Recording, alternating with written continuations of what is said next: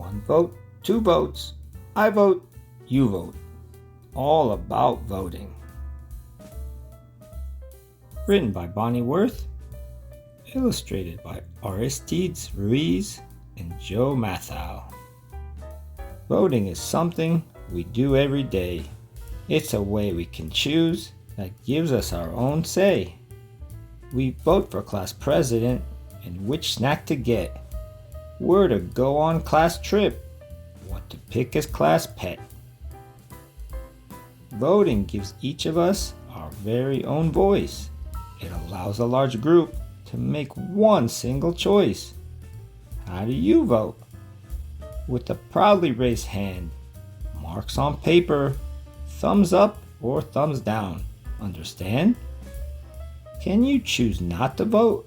Yes, but that's a sure way to lose your own voice and to not have a say.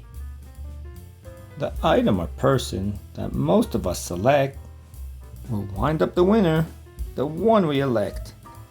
The biggest of all of America's voting events chooses our president and vice president. Are presidents important? Oh yes they are, very. They head up the government and the military. Vice presidents take over on the unhappy day when presidents get sick or else pass away. Every 4 years, we elect them, you see, because we live in a democracy. For the people and run by them too, which means that this country is governed by you. Every 2 years, we elect senators and congresspeople of our choice to make laws in Washington and be our state's voice. We also elect sheriffs and mayors and such. Do local elections count? You bet, just as much. When our founders drew up the Constitution, it's true. They said folks should vote, but they did not say who. Since then, our history is marked by brave fights, waged by people who struggled to win voting rights for all of the races and for all womankind, and also for 18-year-olds, bear in mind. That means that quite soon, you will get to vote too. So please pay attention, this matters to you. Only citizens can vote, and as you've just been told, people who are at least 18 years old, you must sign up in person or on the internet with name, address, and birth date. And one more thing yet, you can write down your party. If you do not mind, cakes and ice cream, you're thinking, is the party that kind? This kind of party, I'm here to report, is the kind that we know as the political sort. It's made up of large groups of citizens who share beliefs and ideas and opinions too. Democrats and Republicans are the biggest two, plus small parties to pick from, more than just a few.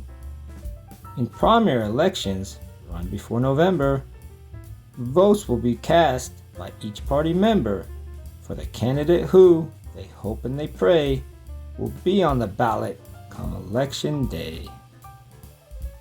Candidates set out on the campaign trail to convince voters that they will not fail. A vote for me, the candidates say, will make your dreams come true someday.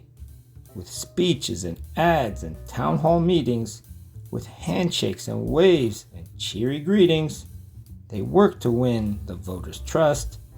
To win nomination, this is a must. I may be wrong, but it does seem to me that voting is one big responsibility. As a voter, you must follow news carefully. You should read, watch, and listen, and then try to see what the candidates, if elected, plan to do. What are their beliefs? Do they ring true for you? Debates are held for the people to see. The candidates talk on live TV. Moderators on hand have questions to ask. To give their best answer is the candidate's task.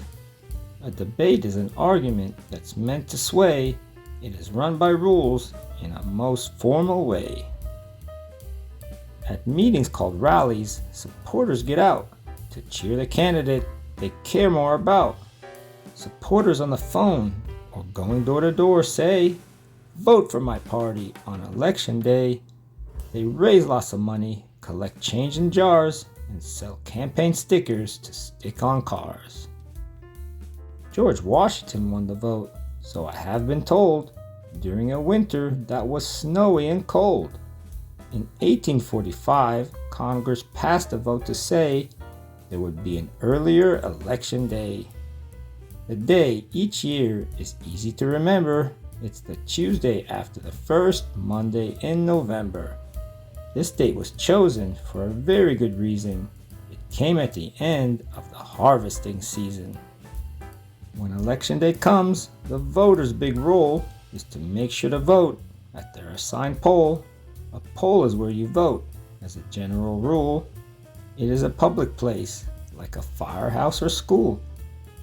If you're out of town, there's a chance that you might mail an absentee ballot.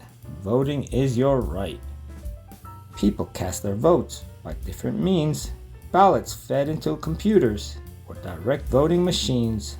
However you vote, it's important, you see, that voters are given complete privacy. A curtain or screen protects voters from view. This ensures that your vote is known only to you. The polls close up at the end of the day. Here comes the counters. Please clear the way. By special computer, poll results are scanned, but some votes are still counted out by hand. The results are sent to the Board of Elections, which declares the winner after careful inspections. The loser admits their bitter defeat. The winner announces their victory sweet. The winner vows to serve everyone in the land, not just the supporters who lent them a hand. If all of this rings true, it is my dearest hope that you will cast your first vote for the Cat in the Hat.